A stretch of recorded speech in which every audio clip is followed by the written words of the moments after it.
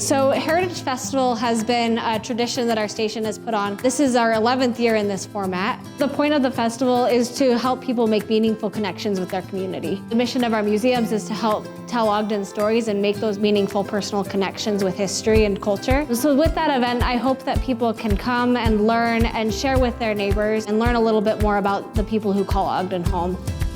This is a local event that was free to vendors so that we could show up, and I love how they have all of the different dancing and the heritage. I just think it's a really great community event. Really grateful, thankful for Ogden and this event. I enjoy coming and seeing these events here.